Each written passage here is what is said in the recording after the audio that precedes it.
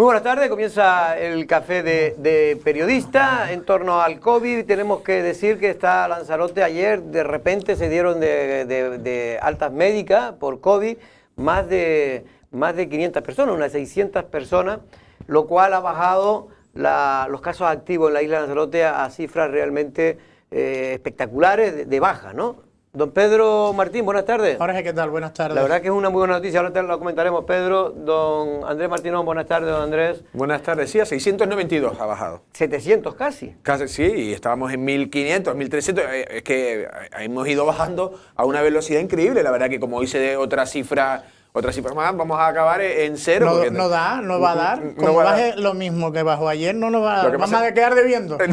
Vamos a quedar debiendo. Lo que pasa es que sí, supuestamente se están incorporando 60, era un poco cifras normales. Ayer fueron 69. 69. Unas cifras normales. Bueno, pero está dentro de la normalidad y lo cierto es que Lanzarote, también es verdad, Andrés, no sé si pudimos hablar con, creo que un representante del equipo COVID de Lanzarote, también es verdad, no sé si lo aclara, que a lo mejor es que se acumularon esas altas, no quiere decir que ayer de repente... Con esto de las altas, porque también está como es la alta médica y la alta como administrativa, ¿no? Sí. Entonces ahí se debió como estancar, por decir de una manera, y se han soltado más de repente, pero sí es cierto que lo que sí es evidente, ya lo están diciendo, la sexta ola está dando sus últimos coletazos, a lo mejor puede haber llegado ese fallecido, que es difícil de computar, que se daba ayer. Sí, porque no se sabe dónde murió. Sí, que no estaba ingresado. No hay constancia en el hospital que haya muerto en el hospital. Sí, de que no estuviera allí. Y la verdad pero que sí es cierto que si se sigue así, se va a llegar a las cifras normales en las que se convertirá con una gripe, con unas 50, 60 personas, una población de sobre 150.000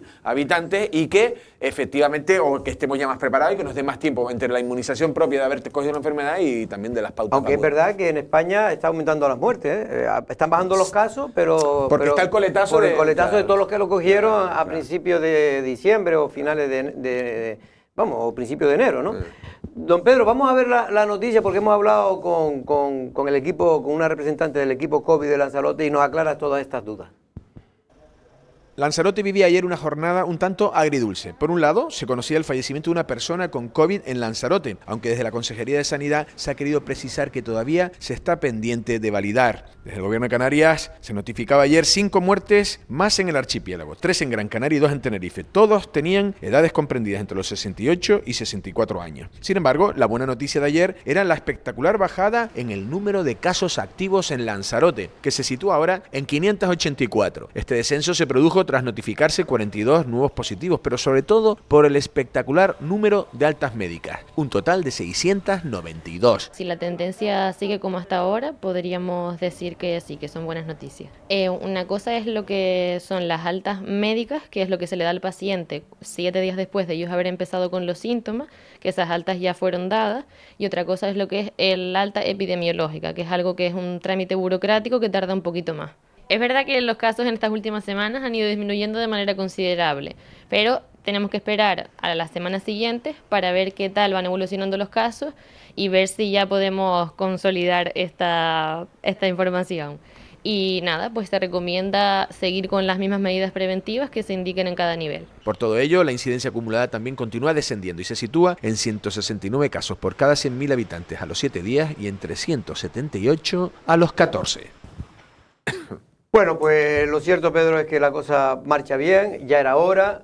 Ahora vamos a ver si toda esta situación sanitaria que está mejor. Ahora tenemos que echar porque esto no para, ¿no? Y es lo que tú acabas de comentar antes fuera de micro, y es que ahora la situación del hospital, las listas de espera, aunque dicen que han bajado, no es verdad, porque la realidad es que siguen incrementándose las listas de espera. Las listas de espera, Jorge, y algo de lo que... especialistas y de pruebas. Y de eso, ahí es donde voy. Pues yo, da la casualidad que hoy precisamente estuve en el hospital haciéndome una prueba en neumología y la misma facultativa decía que antes se tardaban en hacer una serie de pruebas que me mandaron a hacer, pues ahora que tuviera mucho más paciencia, porque la verdad que la cosa iba con mucho retraso. Aparte de que, por lo visto, es otro de los problemas que hay mucho material que se ha quedado obsoleto, que está como en desuso o estropeado, y que también están teniendo ese problema. Yo supongo que no tendrá que ver con la administración, porque lo hemos alabado tanto al amigo Aparicio, pero sí es verdad que a lo mejor se ha centrado todo tanto en hacer el esfuerzo de salir adelante con esta sexta ola de la pandemia, que a lo mejor se ha podido... Pero que no es en Lanzarote, es en toda España. En toda España. Hoy oía yo a uno denunciando el tema del cáncer, ¿no? La gente dice que con el tema del diagnóstico del cáncer se está dejando de diagnosticar gente con la prontitud o la velocidad necesaria, que después es mucho más complicado. Eso fue una de las denuncias de las primeras olas. Las grandes enfermedades largas están siendo desasistidas. Bueno, ha habido casos en la península, alguna hermana ha denunciado que por tratamiento o por omisión de ese tratamiento, por no haber sido tratada, pues ha fallecido. Y lo de la salud mental, eso es increíble. Y por fines de semana seguimos sin decir las cosas claras. Hay suicidios, hay gente que está muy mal mentalmente y que ha pasado una factura por tremenda. La pandemia, y sin ser por la pandemia, ya era un problema grave. Ya era un problema, pero se ha agudizado, y además que también menos asistencia ha tenido quien podría haberla reclamado. Yo creo que también hay veces los efectos colaterales del COVID han sido tan brutales porque todavía no se ha visto todo, los efectos colaterales que se van a ir viendo con el tiempo. De todas maneras, yo quiero recordar que la última entrevista en la que estuvo José Luis Aparicio aquí, hablando precisamente de ese repaso que hizo de las grandes inversiones, sobre todo que están por venir ahora en este año 2021 y lo que hay de ir, que en este año 2022 y probablemente en el 2023, una de las más ambiciosas era precisamente el duplicar los servicios de esa residencia de salud mental que hay precisamente en el Hospital José Molina Orosa, ¿no? Claro. Que son conscientes de la situación, y es más, a nivel nacional también uno de los grandes esfuerzos que se quiere hacer en materia sanitaria es precisamente reforzar y centrarse también en la salud mental, porque también es una de las grandes olvidadas. Y perdón, no solo salud mental, ¿no? En cuanto a, ya hablaba de suicidios y de palabras mayores, pero también de enfermedades de cognitivas, de deterioro cognitivo. Estamos hablando de Alzheimer, demencia. Eso ha sido, yo lo puedo decir en un caso familiar, que hubo un deterioro y una caída en picado. En ese, es que han sido 2 años, fueron luego 8 meses muy duros, con confinamientos muy duros, donde la gente no podía hacer absolutamente nada. Yo creo que esas cosas, como dices tú, deja pasar el tiempo y se empezará a sacar estadísticas, y se harán estudios y se verán que ha aumentado, pero tiene hasta cierto sentido, porque es verdad que, como decía antes Pedro, la sanidad pues tiene que... se metió de lleno en el tema del COVID y se olvidó de otros temas que en aquel momento eran menos importantes, ¿no? Y es verdad que después tú hablas con los gerentes y tal, dicen que no es así, pero hablas con el público y dicen lo contrario, lo cual no será tanto como dice el público, pero tampoco tanto como dice yo no como público, pero como paciente ya te digo que hoy me dijeron que tenga más paciencia de la que se suele tener, porque va a ir ser súper paciente. ¿Paciencia viene de paciente, no? No lo sé, seguramente. Bueno, por cierto, y la mascarilla que se está utilizando una semana después, don... en los exteriores se siguen utilizando después de que ya el gobierno nos dijo que por fin que no era necesario. Pues mira, hoy el compañero Guillermo Bruñuela y Juan Cruz se fueron a la calle, y hoy ya se empieza a notar cierto relajamiento. Sí, porque a lo mejor la gente hasta desconfiada hasta para eso, cuando dice, oye, que ya entró en vigor, y yo creo que alguno te dice, bueno, hasta que yo ya lo vaya viendo. Hoy ya se veía más gente, hoy ya entrevistamos más gente sin mascarilla y más gente que dicen que en el exterior se puede estar. De hecho, ya hasta el propio compañero ya hace su in situ, su presencia, ¿no? Sin mascarilla, porque hasta la ley te lo permite. Entonces, yo creo que se va en el buen camino y tendremos que ver cuánto tardaremos en estar en interiores con la mascarilla. Pero eso de momento todavía hay que mantener la distancia, ¿no? Hay que mantener la distancia, pero 1,5 metros. Pero yo pensaba una cosa, exactamente no llega, perdón, termino. Es una recomendación. Ya no es obligatorio. Una obligación. Sí. Antes era obligatorio, ahora es recomendación. No hemos llegado a los 7 días exactos porque sería el jueves, pero sin embargo sí queda demostrado, no por las altas médicas, sino por los casos de contagio, que no está habiendo más contagios. Está habiendo 60, 60 y pico, me refiero que hace 7 días, o que hace 5 días, para ser exactamente. Lo que quiero decir es que yo creo que esta ya no se va a volver a poner una mascarilla en el exterior. Yo no lo creo, ya se ha demostrado. Lo que pasa es que el gobierno no quería afearse mucho, ya ha esperado un poco a que bajaran un poco las cifras. Ha justificado que para algo ha servido, claro. Y tal. Oye, yo creo que ha servido... Hasta el PSOE en Arrecife quiere hacer carnavales ya. Imagínense cómo tiene que estar de bien la situación del COVID, ¿no? Bueno, pues nosotros salimos a la calle a preguntar precisamente si ya se han liberado por fin de esa mascarilla. La semana pasada se aprobó en el Consejo de Ministros la no obligatoriedad del uso de mascarillas en la calle. El jueves entró en vigor y ya se pueden ver a muchas personas al aire libre sin mascarilla. Muy bien la cosa, que nos quitemos la mascarilla, quiere decir que esto va mejorando. ¿me entiendes? Y que ya, digo, pues tenemos la segunda, dos caras. Ya por lo menos no se va a ver los ojos, se ve la cara completa, ve la persona, el guapo, feo, de todas las clases, somos humanos.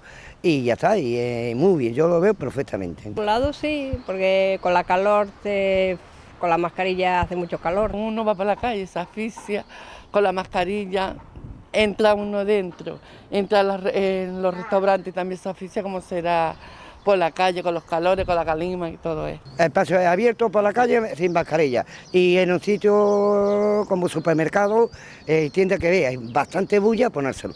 Por lo menos evitar hasta que ya diga, pues ha desaparecido. Y como habrán escuchado, la gran mayoría de encuestados y otros muchos que no han querido salir en cámara están a favor de quitarse la mascarilla, están contentos con esta medida del gobierno de poder pues pasear al aire libre sin mascarilla, y veremos a ver qué ocurre en un futuro con las mascarillas en los interiores, porque muchos expertos afirman que pronto desaparecerán. El concepto de normalidad está ligado estrechamente al fin del uso de mascarilla en interiores, algo que parecía muy lejano en el tiempo, pero que no lo es tanto, según afirman epidemiólogos en concordancia con otros estudiosos. El fin del uso de la mascarilla en espacios cerrados podría ser a finales de abril si la curva no se comporta de manera anómala. Otros países como Francia ya han eliminado la obligación de portar el cubrebocas en restaurantes y locales de ocio.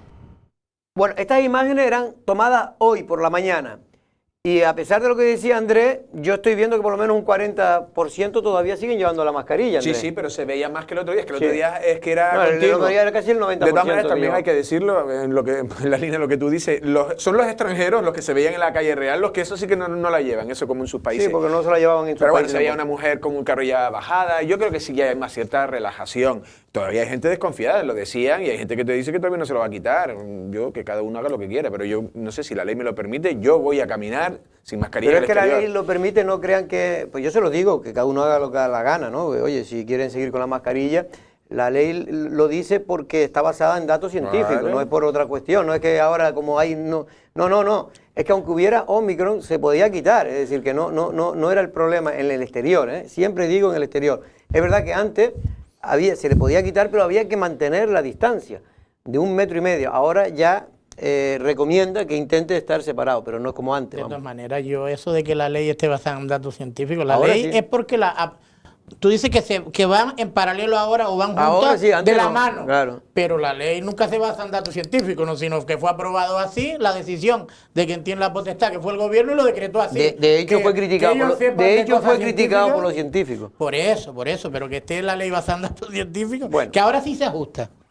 Por cierto, que ayer también lo dije, pero nos siguen llamando gente con la polémica que se ha originado en aquellas personas que se han contagiado ahora en la ola de Omicron y ya se habían puesto 2 vacunas y necesitaban ponerse la tercera, pero hay una confusión enorme porque hay una orden de la sanidad pública a nivel de España, del Ministerio, donde ahora ha cambiado el criterio. Es decir, primero inicialmente dijeron que se podían vacunar todo el mundo, que había que vacunarse, obligatoriamente no, pero que había que vacunarse a partir de la 4ª semana aquellos que estuvieran contagiados y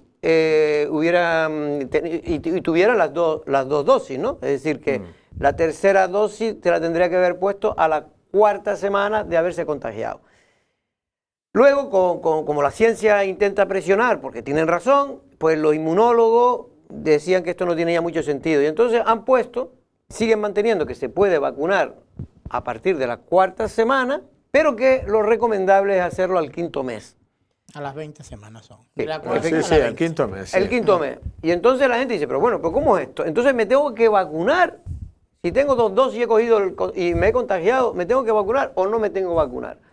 Yo para mí, y es mi caso, porque creo que tú y yo también estamos Sí, ahí en la el misma. caso. A mí me cambia la ley justo cuando me tengo que ir, o sea, a mí me llaman y me dice, me tocaba vacuna, y dice, ¿por qué no he ido? Digo, porque he cogido el COVID. Entonces dice, bueno, pues, entonces ahí, y digo, pero no aparece, digo, es que yo llamé y nadie me cogió. Dice, vale, es verdad, porque eran los días de caos. Pero entonces me pone automáticamente para 4 semanas. Cambia la ley a los 2 días. Entonces me vuelven las 4 semanas, no voy porque digo, yo estoy con la teoría que tú estás diciendo, en la parte científica, es decir, oye, ya estoy cargado de anticuerpos, vamos a esperar 5 meses. Pues no, me llaman y entonces hay una cierta como presión o acoso, porque me dice, no, usted tiene que ir al centro de salud, notificar que tuvo el COVID, pero la que me lo puso a las 4 semanas no me lo preguntó. Esa no me lo preguntó, pero este que le he dicho que quiero 5 meses, sí me dice que ahora Claro, también el centro de pero salud... porque hay una especie también en fin, que la sanidad pública hace lo que ellos, yo entiendo que lo hace con buena fe, ¿no? Ellos creen que a ver, estas cosas son así, una sanitaria recibe una orden del ministerio o del consejero de sanidad que dice que hay que vacunarse a partir de las 4 semanas y ellos a rajatabla van a intentar que todo el mundo se vacune. Es verdad que la persona que me atendió a mí, por el contrario, fue muy, muy amable. No, fue correcto, fue correcto, pero lo que quiero decir es que este sí me obliga ahora a ir a tal, pero no me dice, venga, No, pues ya está, te la pongo 5 meses. Es lo único que me dijo. Él quería 4 Es lo que me dijo, y semanas. usted sabrá lo que hace. Yo lo único que le digo es que si usted va de viaje, Claro, ya no te le empieza. van a dar el certificado COVID a partir a partir del 1 de marzo ya usted no tendrá certificado COVID. Y entonces yo a eso sí me rebelo. Me rebelo no contra la señorita esta que no tiene nada que ver con la política, sino contra Europa y el gobierno. ¿Por qué? Porque no tiene lógica desde ningún punto de vista ponerse la tercera dosis si está contagiado, a no ser que sean personas vulnerables, mayores, con enfermedades previas, e incluso los que son inmunodepresivos, ¿no? Que eso tienen que ponérsela siempre, incluso una cuarta, diría yo, si hiciera falta, ¿no? Pero los que están sanos, los que han pasado la tercera dosis, no es que lo digamos nosotros. Los que han pasado después de la segunda Sí, dosis, los que han la sido enfermedad. Los que han sido contagiados Sí. no tienen por qué ponerse la tercera hasta pasado los 5 De meses. los 4 a los 5 meses. Pero no es que lo Las digamos 4 ya de 4 ahora semanas a los 5 meses. nosotros, ya no lo dicen los científicos, es que ya lo dice el propio Ministerio Pero de y tan Sanidad que recomienda. Tan complicado sería. Mira que con las nuevas tecnologías, con el código QR te lo pueden incluso incluir. Dicen, mire, usted tiene el certificado COVID, ¿por qué Sí. ha pasado? Porque tiene las 2 dosis, las 2 primeras Claro. dosis, y en vez de la de refuerzo, usted ha pasado el COVID. Se lo incorporas al Claro. documento y ya Y ya está. está. Es que de verdad que es que yo Pero esto, para que tú veas cómo es la burocracia en la Unión Europea, por eso después hay tantas críticas muchas veces al exceso de gasto que tiene la Unión Europea, que no sabe la gente ni el dinero que se gastan. Es que es normal. Si para un tema tan tonto, tan de sentido común, como dice Pedro, no se puede ya simplemente decir, mire, señores, se va a incluir en los certificados COVID para toda la Unión Europea, porque tiene que ser toda la Unión Europea, se incluye que se puede obtener el certificado COVID aquellas personas que tienen las 2 pautas y han cogido el contagio, ¿no? El COVID. Pues no. El gobierno de España creo que está intentando hablar con la Comisión Europea a ver si se cambia, pero me temo mucho que llega el 1 de marzo, que es cuando va a expirar la mayor parte de los que se han puesto las 2 vacunas y tenían el certificado COVID y están contagiados y no van a poder viajar y van a tener que hacerlo con una PCR si quieren viajar en la Unión Europea.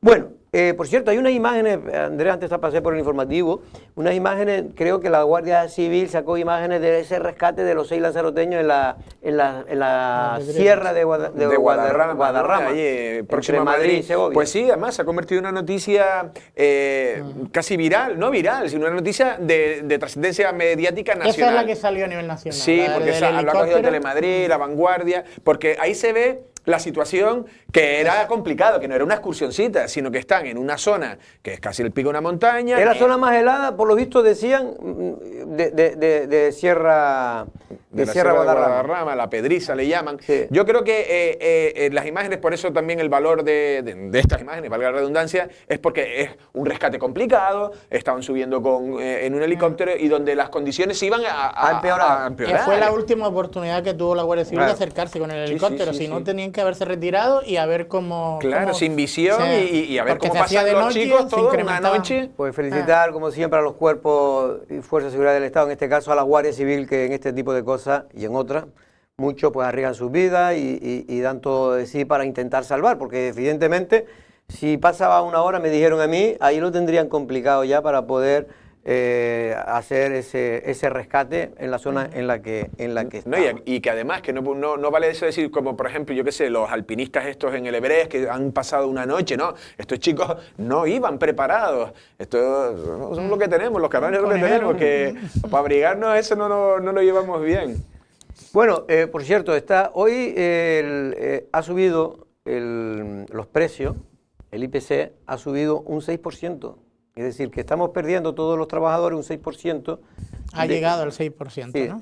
Ese es el consumo, que es ¿no? una- Lo que vale que la es una- cesta de la compra, vamos. En diciembre todavía fue un poquito más alto, casi el 7%. Pero claro, si esto sigue así, el índice, el IPC sigue subiendo, pues vamos a perder poder adquisitivo toda la clase trabajadora, ¿no? Claro, es lo que vale eso. Si tu sueldo no sube o tus ganancias no suben, en caso de ser empresario, y sin embargo la cesta de la compra, que es lo que viene a decir lo que te cuesta vivir, si va subiendo, pues entonces lo estábamos diciendo, nos estamos empobreciendo. La luz, el agua, luego hay cosas incomprensibles. Estamos en una situación, luego la vivienda, parece que hay una especie de burbuja. Yo, la verdad que la economía es algo... Hay una burbuja porque... Sobre todo en el alquiler. No, y en la venta. Y en la Están venta. viendo que es un bien escaso. un bien escaso, no, un bien seguro. Y hay mucho dinero en el mercado y lo que están metiendo es mucho dinero dentro de la como inversión. Claro, Extranjeros sí, es por eso. también. Te lo digo porque lo vi analizándolo el otro día, no porque yo entienda nada de esto. Pero No, sí yo lo creía que escuché, usted estaba dedicado también al negocio Oh, inmobiliario. si pudiera, me dedicaba a eso y adivina quién dejaba de ver. Pero bueno, lo que sí es verdad, y lo digo en serio, es lo que ha subido la gasolina. La gasolina en un de 95 octanos cuesta ya en Lanzarote casi un 30% más cara que hace un año. Es decir, que es importante la subida. Claro, ahora el petróleo, con esto de la crisis de Ucrania y todos los follones de la inestabilidad internacional, pues está subiendo otra vez. Y todo eso va otra vez a arrastrar que vaya a subir más los precios. Menos mal que la luz, ¿te acuerdas que la luz subió? Bueno, esto hubiera sido en la época del PP y ya lo hubieran matado, lo hubieran puesto allí para fusilarlo a todo. Hombre, es que uno de los leitmotivs de las campañas que hizo, por ejemplo, Pablo Iglesias con el tema de la pobreza energética fue precisamente el precio de la luz, ¿no? Cuando había fallecido nunca gente, en la incluso, historia nunca estuvo los niveles del mes pasado. No, ni los niveles ni la proporción, es decir, de dónde partía a dónde subió, nunca en la historia. Oiga, pero el gobierno de España no dice nada, el señor, lo del PSOE siempre ha sido más en eso ha sido menos demagogo que lo del partido de Podemos, ¿no? Claro. Y así pasa lo que le pasa después a Podemos, que ya va perdiendo en todas las elecciones donde se va presentando, pues perdiendo fuerza, ¿no? Ya en la última, Castilla y León, pues prácticamente quedó sacó uno. Tenían dos. Bueno, pero la tenía mitad dos y sacó uno. Perdió el 50%. Llegó, no, pero es que no hace mucho, porque esta zona adelantada, las anteriores tenía 7. Pasó de 7 a 2 y de 2 a 1. Y además en esta ocasión se presentaron unidos. Podemos con Izquierda Unida. En la anterior se habían presentado No, es que por ya separado. es un partido residual, porque, como dices tú, Unido, o sea, no sé si en otros años, pero Izquierda Unida sola ya tenía estos resultados. Ahora, juntos y con el efecto aquel soufflé que se ha bajado, casi yo creo que está por debajo de los niveles históricos. Yo creo que se tiene que hacer pensar.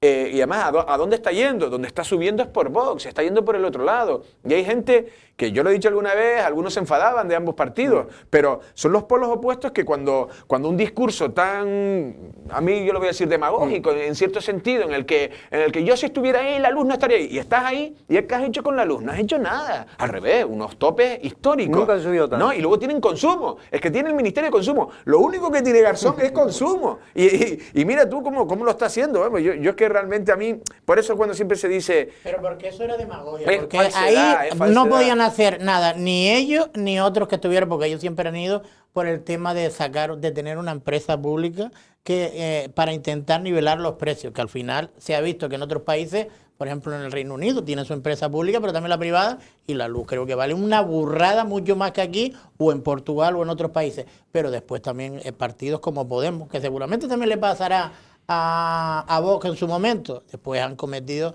todo lo que venían a perseguir, o muchas de las cosas que venían a perseguir, lo de la casta, lo del transfugismo, lo de la transparencia, todo, al final han ido incumpliéndolo absolutamente todo también. Y por cierto que ahora en Castilla y León no se sabe lo que va a pasar. Hay gente que apuesta a que finalmente el Partido Popular no le va a quedar más remedio que pactar con Vox si no quiere ir a nuevas elecciones, porque Vox se va a poner duro y le va a decir que no lo va a apoyar.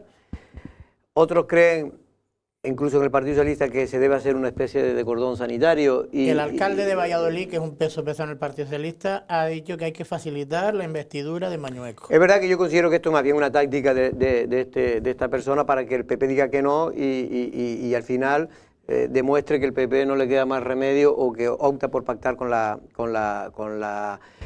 Vox, ¿no? Pero hay una cosa curiosa.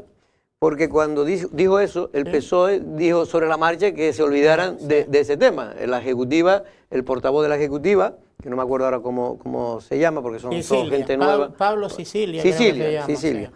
Pues digo que ni de coña, que el PSOE no le va a votar, que este lío se metió el Partido Popular y que ahora salga de él. Pero habrá cosa con más esa elección. antidemocrática que hacer un cordón sanitario, le dicen. Sí.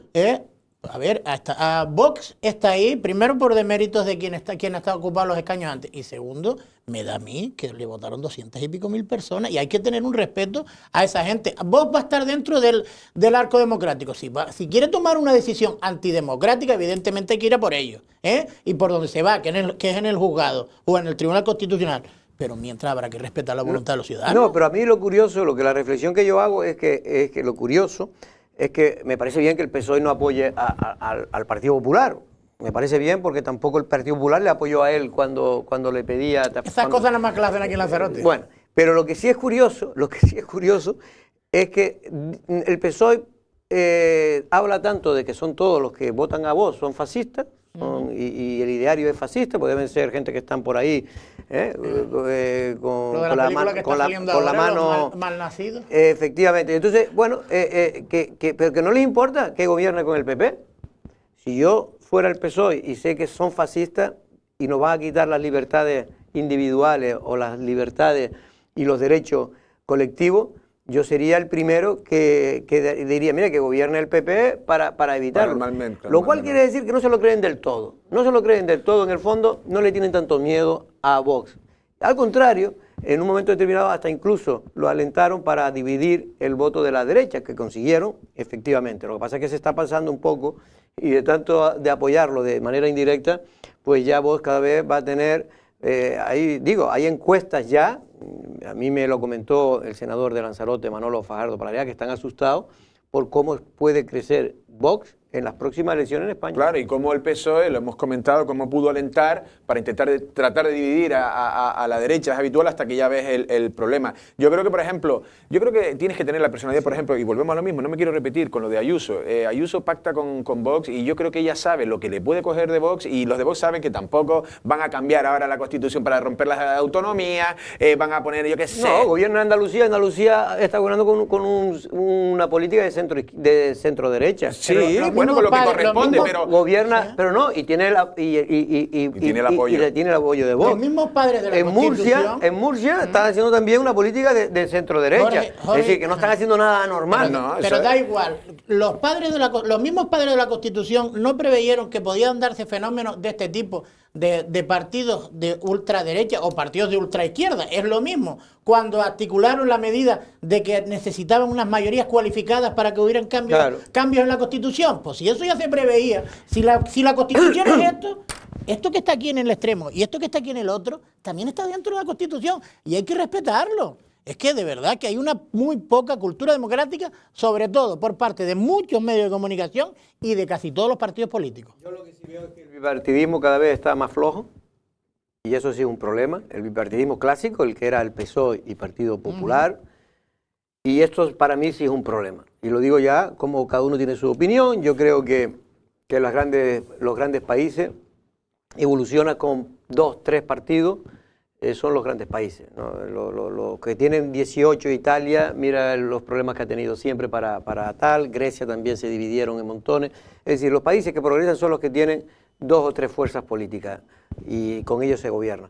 No quiero decir que después no pueda haber pues, temas nacionalistas en determinados sitios y tal, pero que hayan 2 fuerzas políticas y eso está en peligro ahora mismo de que cada vez se diluya más esas 2 fuerzas.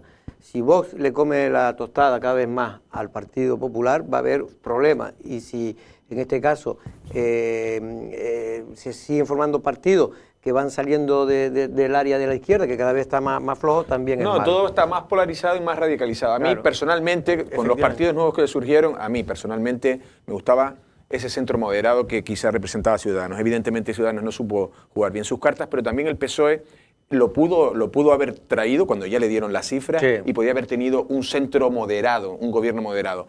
No lo quiso, va a los extremos y por otro lado te salen otros extremos. Estos son vasos comunicantes o como una olla que empieza a salir por aquí y te va por allí. Entonces, que apunten bien y cuando los problemas, como dices tú, como realmente hay un problema en el que se puede radicalizar España, que nos convirtamos en un país donde de tendencia, no sé, como Hungría o como los otros, yo a mí radical, o sea, para mí personalmente yo creo que tendremos que ver el origen de dónde dónde surgió. No, y después una cosa ya para terminar con este tema de Podemos y del PSOE y del PP, ¿no? Y de Vox. En este caso a mí me resulta un poco simpático cuando veo a líderes como a Pablo Iglesias, ¿no? Ex líderes. Ex líderes, bueno, pero él sigue siendo un líder. Comunicadores. Y criticando a Vox en el sentido de que es un partido muy peligroso para la democracia, que es un partido que puede acabar con los derechos individuales y colectivos que se han conseguido. En cambio, no se dan cuenta que ellos, si hubieran ganado, pues mira, por ejemplo, hubieran controlado los medios de comunicación. Fíjense ustedes qué cosa hubieran hecho lo de Podemos. Hubiéramos tenido una democracia más parecida a la de Venezuela que a la que hoy tenemos aquí en España o en Europa. En definitiva, lo que quiero decir que ellos tampoco están para decir nada. Por eso se ha desinflado. Mira que Podemos llegó a tener, ¿cuánto llegó? Sorpaso, el 70 y pico, 70 y tanto, ¿no? 70 y pico, 76, 79. Y que dejó al PSOE prácticamente a 10 o 15 diputados del PSOE, que es cuando Pablo Iglesias se envalentonó y era el personaje, según las listas estas que hay, el personaje más importante del país, ¿no? Bueno, pues esto, de es lo todas que, maneras, no esto, sé si han esto es lo visto... que hay. Yo lo que digo que las políticas, Vox efectivamente tiene política que a mí no me gusta nada, porque son populistas y los populismos no solo detectan el problema, pero no buscan ninguna solución. Pero también mucho tiene que mirarse los partidos clásicos, en este caso Partido Popular y Partido Socialista, de por qué están perdiendo fuelle, por qué cada vez hay más descontento y por qué, en este caso, la izquierda está perdiendo ahora mismo en 5 comunidades donde se ha presentado, menos en Barcelona. La izquierda ha ido perdiendo fuelle en todas las demás comunidades. En Galicia, en el País Vasco, en este caso en Madrid. Bueno, en Madrid ya fue increíble. Y ahora en Castilla-León. Y en Murcia, ¿no? En Murcia no hubo elecciones. Al final no hubo elecciones. En Murcia al final según rectificaron, ¿no? Sí, no, hubo un conato de incendio. No, el que tiene miedo ahora es el Moreno Bonilla, ahora que iba a seguir esto y ahora se lo está pensando y dice, oye, mira lo que, claro, mira lo que me ha pasado, lo que ha pasado en Castilla.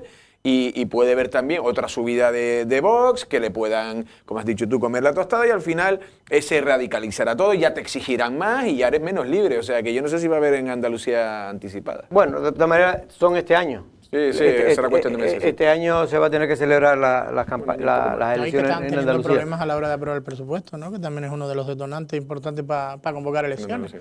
Bueno, vamos 2 minutos a publicidad y después vamos a hablar de un tema ahí, de esa revelación de WhatsApp que ha enviado, en este caso, en la querella que le ha presentado Juan Manuel Sosa a Pedro Sanginés, y donde precisamente por coacciones o presuntas coacciones, y en este caso Juan Manuel Sosa pues aportó una serie de WhatsApp que han sido públicos, que se lo han publicado, y ahora pues varios medios vamos a publicar también otros WhatsApp que en este caso no hemos podido hacer con él. Las contestaciones de otros WhatsApp, no, de WhatsApp anteriores, donde de alguna manera podría interpretarse que Juan Manuel Sosa pues realmente con San Morondón tuvo muy poco trato.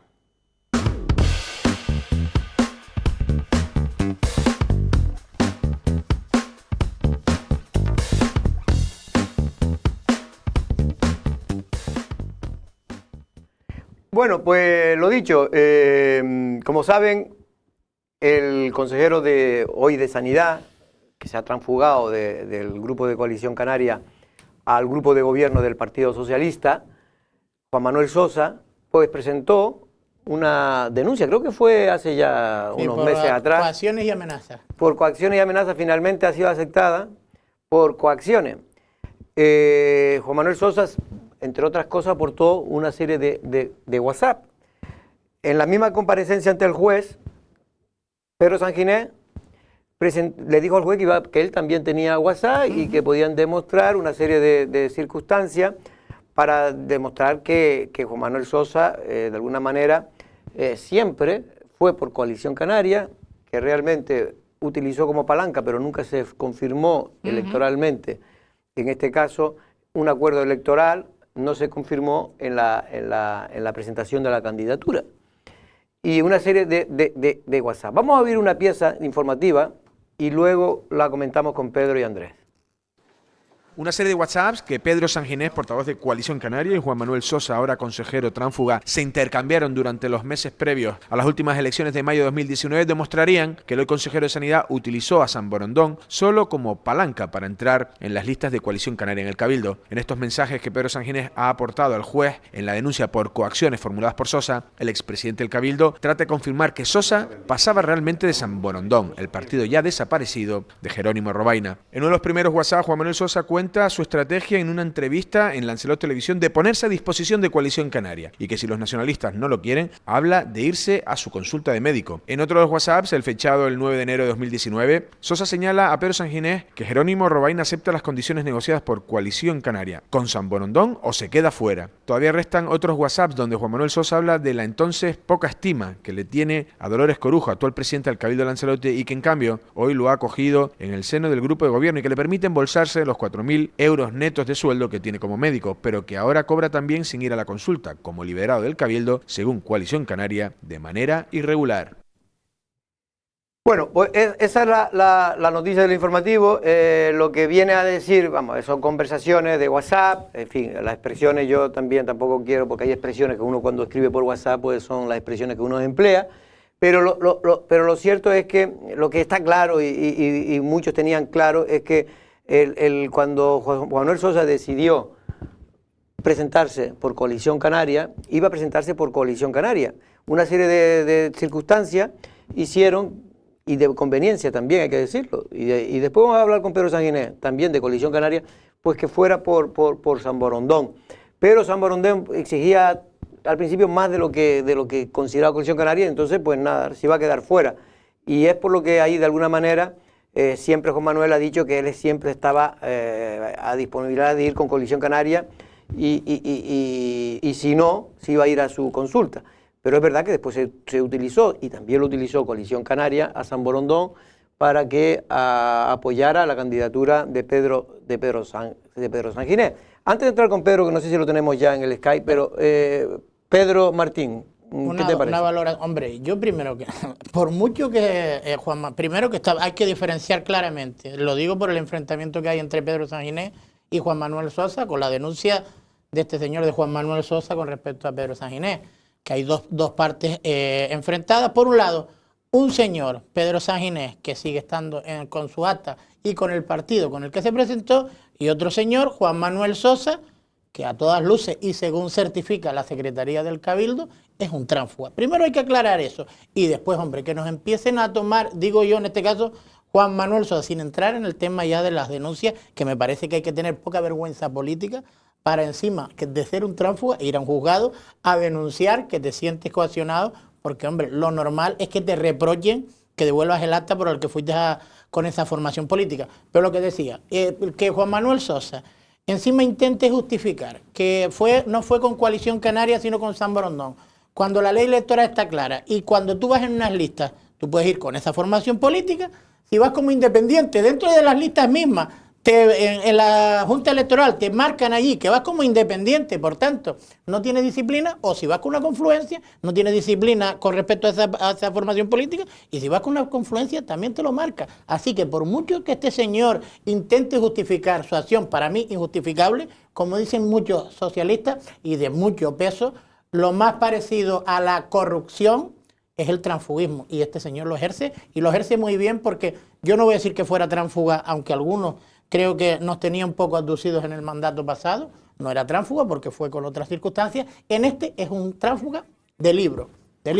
Bueno, tenemos a Pedro, no sé si quieres decir algo. Yo no, lo único ahora, yo tengo que ir a la redacción y me gustaría que le preguntaran, porque yo creo que es importante. En la conversación hay partes en las que el propio Pedro Sanginés casi que es el que le está invitando a que vaya con San Borondón, porque lo que quiere justificar, dice, ¿cómo voy a justificar que tú, o sea, que tú vas a ir en una lista de Coalición Canaria. Yo tengo mucha gente que quiere estar en esa posición. Lo que quiero decir es que también es verdad que es el extracto que llega, ¿eh? Aquí puede haber conversaciones mucho más largas, pero parece todo lo contrario. Juan Manuel está diciendo, yo estoy contigo, si no se lo digo a Gemi, si no tal, y el otro dice, mira a ver, porque tengo otros partidos, porque tengo tal, porque tengo que justificar. No sé, que hay una sensación que es casi todo lo contrario, porque hay que recordar que esto sale por una campaña de acoso de Pedro a Sosa. En estos WhatsApp es casi todo lo contrario, en el sentido de que él tampoco está diciendo nada, lo único que dice, oye, mira a ver, porque tengo que tal. Bueno, si está en la espera. Bueno, vamos a hablar con Pedro Sanginés. Buenas tardes, don Pedro. Buenas tardes, Jorge, compañía de televidentes. Bueno, don Pedro, le hemos llamado porque usted sigue siendo también actualidad. Ahora se han revelado una serie de WhatsApp que por lo visto usted ha aportado al juez, porque previamente también el señor Sosa aportó otros en la querella que le ha presentado por coacciones. Sí, bueno, yo la verdad, Jorge, permítame empezar por decirle que tenía la esperanza de que ustedes me llamasen hoy para preguntarme por aquello que sí importa a la gente. Por ejemplo, ¿qué va a pasar con Adislán después del pleno en el que la presidenta volvió a mentir, asegurando que todos habíamos aprobado el informe del consultivo para que estos servicios se licitaran? Es falso, porque de eso solo se dio cuenta en el pleno. O como, por ejemplo, también ha mentido cuando ha dicho que esto ya está en licitaciones, que es muy difícil dar marcha atrás, y los medios se lo han creído. Es falso, no están en licitación todavía los servicios de Adislán. O que qué opino sobre el Plan General de Arrecife y los cambios que ha introducido el Partido Socialista, por cierto, desde la Viceconsejería de Política Territorial, llevada por un conejero que no era socialista, afectando a los vecinos de las Vírgenes o del diseminado de Güemes. Estas son las cosas que interesan a la gente. Pero ya que usted me lo pregunta, Jorge, yo cuando vi en medios de comunicación los WhatsApps por los que me preguntan en sede judicial como supuestas pruebas en mis amenazas y coacciones, dije al juez, para empezar, que ahí no había nada y que puestos a mostrar WhatsApps, cosa que yo no había querido hacer hasta la fecha porque no me parece ni elegante ni noble, ¿no?, en el debate político, que yo sí tenía pruebas para desmontar el principal argumento que esgrime Sosa, la presidenta, Podemos y todos ellos, ¿no?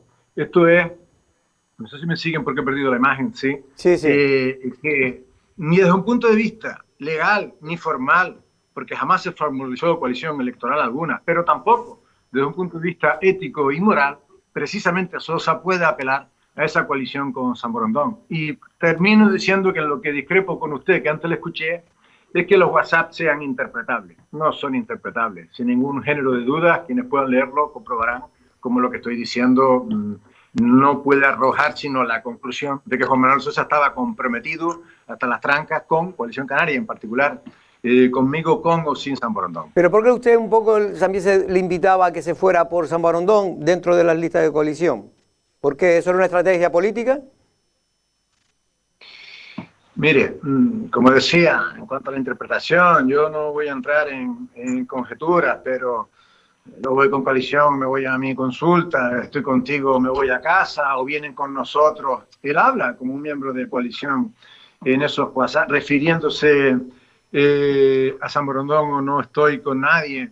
Y este tipo de expresiones no dejan lugar a la duda. Sobre todo lo demás, Jorge, yo quiero aclarar que todo lo que hice, lo hice con el conocimiento y con el consentimiento, faltaría más, de quien decide en última instancia, quien decide en última instancia era el Consejo Político, pero quien manda, quien dirige la organización. Quiero decir con esto que yo no hice nada, todo desde la hipótesis, lógicamente, de que yo fuese el candidato. Del resto, yo creo que de una mera lectura se desprende, pues, ahí sí, clara interpretación de qué es lo que estaba ocurriendo con Samborondón y con Juan Manuel Sosa en el caso del Cabildo de Lanzarote, donde él iba a ir si yo era el candidato en nuestras listas, y así lo reconoce y lo asume, y tanto si se producía el acuerdo con Samborondón como si no.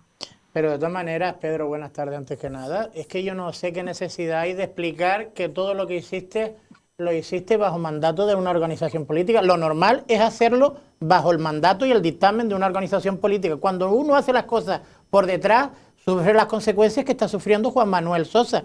La indisciplina, se abre un expediente y se le expulsa. Así que es que no entiendo por qué se está intentando, por qué tú precisamente intentas justificar lo que, es que no hace falta justificar, lo que hay que justificar es cuando se hace lo contrario. Sí, en eso no puedo estar más de acuerdo, pero vuelvo a insistir, el argumento fuerza tanto en esta demanda contra mí como en el juzgado de lo civil, en el que ha ido contra los 7 consejeros, como en lo contencioso administrativo, que ya hablaremos de esto, porque la presidenta nos ha enviado un escrito a todos diciendo que todos estamos demandados, todos los grupos, incluido ella, por una mera toma de conocimiento de un pleno en la que nadie votó ni acordó nada. Parece bastante absurdo. En todos ellos, su principal argumento, y además abundan en él, y desarrollan no sé qué comparaciones y extrapolan otras circunstancias, la idea fuerza es que él no concluyó por coalición canaria, sino por San Borondón. Por eso me parecía importante, insisto, puestos a aportar pruebas, más allá de que eso ya lo resolvió el secretario, de que no existió coalición electoral alguna y por lo tanto no puede apelar a esa circunstancia de acuerdo con la ley orgánica que regula las elecciones. Más allá de eso, de lo formal y de lo legal, tampoco, ni en lo ético ni en lo moral, precisamente Juan Manuel Sosa puede ni debe apelar a esto, y yo creo que esos WhatsApp lo prueban, ¿no? Lo digo para mayor abundamiento de lo que creo que no resiste menor análisis, pero ya está bien, ¿no? De la callada por respuesta ante tanta infamia, ¿no?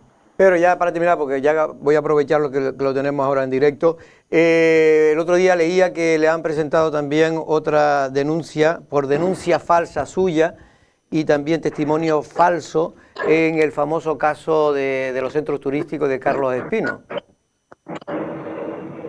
Sí, bueno, lo de la falsa denuncia yo estoy valorando como mi servicio jurídico porque se falta a la verdad, sencillamente, y no porque no hubiese intención o no lo compartiese, pero la verdad formal es que yo no interpuse la querella única existente de los centros turísticos, ni participé formalmente de ella porque no era miembro del Consejo de Administración, que lo acordó, sí lo era Astrid Pérez, que fue quien la interpuso ejecutando el mandato del Consejo, y ahí acaba ese aspecto. Como tampoco puse personalmente una denuncia de fecha desconocida, dice el juez, en el juzgado de guardia. Jamás he estado en un juzgado de guardia a poner ni esta ni ninguna otra denuncia. Solo hubo unas declaraciones en la UCO que hice, como dice en el propio acta, el instructor de las diligencias, en el marco de la Operación Unión, y no por voluntad propia. Creo que esa diligencia o ese párrafo lo demuestra. Y ya lanzaré, cuando hayamos estudiado, tenido acceso completo al expediente, cómo podemos desmontar primero la falsa denuncia, porque no fue interpuesta por mí, por más que la compartiese o tuviese en su día intención de hacerlo, cosa que nunca hice. Fui reclamado, insisto, como testigo en el marco de la operación por el juez que instruía dicha operación, y así consta en el acta, y lo que hice fue entregar un borrador de denuncia que nunca puse, por un lado, y por otro lado no declaré nada falso que no reprodujese lo que ya habían dicho los directivos de la empresa, Pedro, y corroboraron en los tribunales, ¿no? Pero Pedro, de todas maneras, yo es que también me quedo atónito a la hora de que se haya admitido a trámite esta querella por denuncia falsa, pero si esta denuncia, si hubiera sido tú el que la puso, esto se admitió a trámite. Si un juez mismo admitió a trámite esta denuncia, tú, que eras un cargo público, que sospechabas que se podía haber cometido algún delito, no podías haberte equivocado, ¿eh? Si te equivocaste, y entender que se habían cometido delitos. Hubo un juez que sí admitió a trámite esta denuncia. Así que esto nunca puede ser una denuncia falsa. Sí, y lo cierto es que nadie nunca nos explicó por qué no aparecieron, y a pesar de eso no se investigó, los contratos de 2 de las 3 empresas concernidas del mismo administrador, y por qué en una de ellas, habiendo un contrato de 200, se gastó casi el triple, ni el por qué un peritaje judicial, más allá de mis declaraciones, acreditó que había desviaciones sobre los precios de mercado en la suma de las 3 empresas cercanas a los 200.000 euros. Todo eso consta en los autos. Luego había indicios más que razonables para afirmar lo que afirmé, insisto, como luego corroboraron tanto los directivos de la empresa como el propio peritaje judicial, no aportado por mí. Sin embargo, aquello resultó archivado, ¿cierto es? Pues Pedro, muchas gracias. Hasta otra ocasión. Saludos. A ustedes. Suerte. Bueno, por cierto, que ayer hablábamos del caso de los ERTE, Pedro, si se iban a prorrogar, y hoy leí una noticia que me inquietó, pero no sé si es que los empresarios lo sabían o no, y es que la ministra de Trabajo, Yolanda Yolanda Díaz, ha dicho finalmente que no se va a prorrogar los ERTE, que ahora Pues. en la propia reforma laboral se recoge qué hay que hacer en situaciones cuando una empresa, en fin, que se recoge los ERTE en la reforma nueva laboral, y lo que hay que hacer es aplicar lo que dice esa reforma laboral en torno a los ERTE. Pero lo que los empresarios, por lo visto, desconfían es que sea lo mismo, que esto pueda provocar despidos. Y realmente en Canarias ahora mismo hay 12.300 personas, leía el otro día. Unas 2.000 y pico, 2.500 están todavía relacionados con el sector turístico, que no es mucho. Pero claro, son 3.000 y pico, 13.000 y pico personas en Canarias. En fin, que no se lo va a pasar. Y lo que significa la herramienta del ERTE, que tienes ese colchón, que si la cosa no mejora y se sigue ralentizando, hay una parada como la que pasó con el tema del Omicron, tú vuelves a mandar a la gente a utilizar esa herramienta para no despedirlo y tener ese colchón y para que la empresa no se hunda. Sin ese colchón, sin ese instrumento, esperemos que la cosa vaya bien. La verdad es que no puedo comentarte mucho más porque no conozco en profundidad la reforma laboral. Antes de entrar aquí, precisamente, Y me sorprende, pues yo creo que hay muchos, la patronal evidentemente, y muchos trabajadores están esperando a que ese día 28 se prorroguen los ERTE. Si hay otra forma de actuar por parte del gobierno, pues la verdad que... Bueno, yo lo leía precisamente, creo que fue... porque el 28 no solo se prorrogan mira, los ERTE. una noticia que leo en Canarias 7. La patronal avisa de un caos si no se prorrogan los ERTE. Puede ser un drama, ¿eh? 12.000 trabajadores del archipiélago siguen acogidos a un expediente de regulación de empleo, la mayoría ligado al sector turístico. Y aquí habla, diciendo que en este caso la ministra ya ha dicho que no se va a prorrogar los ERTE, que tendrá que aplicarse la normativa que ya existe, que se recoge de los ERTEs en la última reforma la reforma laboral que se aprobó el otro día.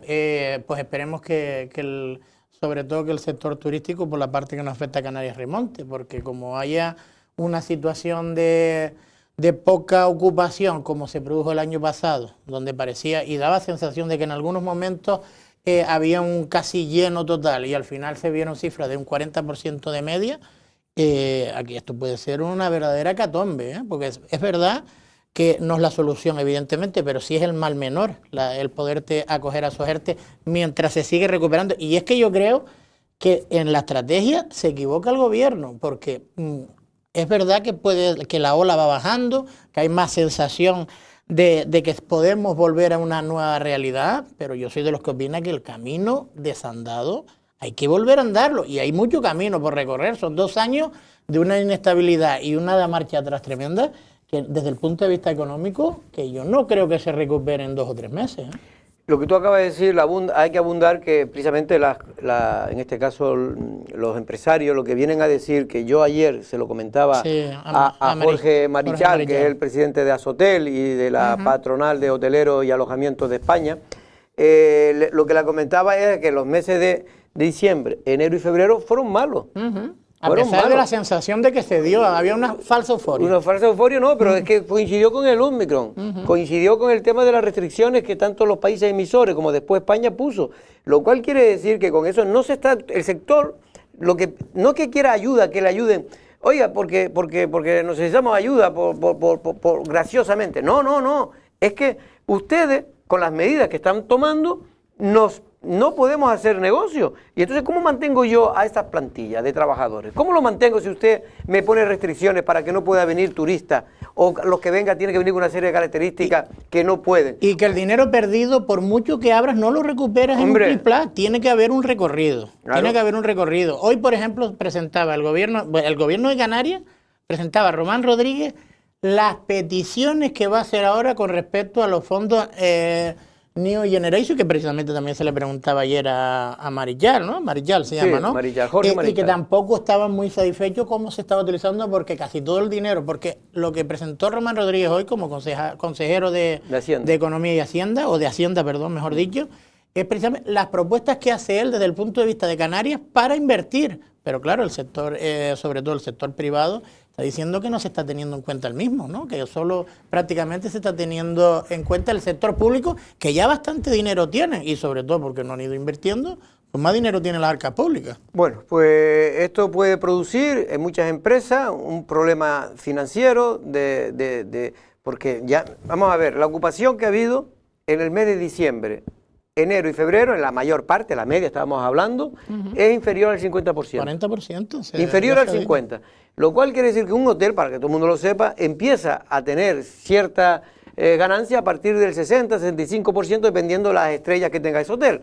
Es decir, cuanto más estrellas tenga, necesita menos ocupación. Sí, más servicio y por lo tanto cuesta más. Pero bueno, en cualquier caso, lo que quiero decir es que ya vienen descapitalizadas todas esas empresas. Se han mantenido gracias a los créditos ICO, que fue una gran medida que adoptó el gobierno de España y otros gobiernos en Europa, porque si no, no escapaban esas empresas, porque si tenían que seguir manteniéndolas abiertas o semicerradas, porque al fin y al cabo tenía un hotel cuando usted estaba cerrado en los meses de pandemia fuerte, estaban cerrados, pero generaban gastos. Algunos de ellos yo sé que generaban gastos de 150, 200 mil euros todos los meses. Claro, esos son pérdidas que se van acumulando y luego cuando ya están abiertas las fronteras, resulta que no tienen posibilidades porque viene el Ómicron o viene otra variante y se cargan las expectativas, el gobierno pone restricciones, pues impide que el negocio se normalice. Por lo tanto, yo creo que aquí hay que tener mucho cuidado y yo quiero oír bien las palabras de la ministra Yolanda Díaz, porque me extraña, a no ser que efectivamente la nueva reforma laboral permita que los ERTE se puedan decretar ERTE, que se puedan utilizar. Se puedan utilizar. Yo no lo sé si es así, eso es lo que leí antes de entrar para estos estudios y habrá que mañana vamos a preguntar exactamente en este caso a los empresarios y también a los sindicatos a ver qué es lo que pasa con este asunto de los ERTE. Don Pedro, ¿nos tenemos que ir ya? Pues no solo se terminan los ERTE el 28 de febrero, la moratoria también para el tema de los desahucios, y hay gente que también lo está pasando económicamente muy mal, que es verdad que esto se ha parado y yo no estoy de acuerdo en la ocupación, evidentemente, pero sí es verdad que sí se obligaba a lo mejor a tener un poquito más de tranquilidad y de paciencia, ¿no? E incluso se ayudaba, ¿no? Para intentar que no se produjeran esos desahucios, pues hay gente que también va a quedar en la calle, así que el panorama no es muy halagüeño, ¿no? Bueno, pues ya veremos lo que ocurre. Mañana vamos a intentar hablar con la patronal, a ver si nos puede confirmar y si efectivamente no hay negociaciones, porque Jorge Marichal nos decía ayer, el presidente de Asotel y de la Confederación de Hoteles y Alojamientos de España, nos decían que estaban en negociaciones con el Ministerio. Pero me ha sorprendido estas declaraciones que ha realizado la ministra Yolanda Díaz. Y después, Jorge, el próximo mes cumplimos 2 años de pandemia, 2 años conviviendo con el Omicron. El Cabildo de Lanzarote en estos 2 años ha sacado una ayuda a los pequeños, medianos empresas, microempresas y autónomos. Y los ayuntamientos, que muchos de ellos se lanzaron a decir que pidiendo autorización iban a seguir el camino que en su momento siguió San Bartolomé, ninguno, salvo San Bartolomé, ese primer año no ha habido ni un solo ayuntamiento en Lanzarote que ha prestado ayuda a sus pequeñas, medianas empresas y autónomos. Deberían hacerse lo mismo. Creo que el Cabildo de Fuerteventura leía... Va por la tercera. Leía noticias de Fuerteventura, que es el periódico digital hermano nuestro, que van ya por la tercera. Por la tercera. Pero es que el Ayuntamiento de La Oliva también ha sacado ayuda. Es que el Ayuntamiento de Pájara también ha sacado ayuda. Puerto del Rosario. Lanzarote, que tenemos. Bueno, el Cabildo dijo, cuando por fin las dio a finales del año pasado, dijo que iba a dar una segunda oportunidad. Bueno, la remesa esa que la mitad del presupuesto que no se dio y que se iba a utilizar prácticamente las mismas bases y que iban a ser repetidores, ¿no? La misma empresa, porque se entendía que eran las que cumplían. Muchos están tardando. Pues a ver si es verdad, a ver si es verdad. Don Pedro, muchas gracias por estar aquí. Hasta mañana. Nosotros regresamos, no es una amenaza, a la misma hora. Buenas tardes.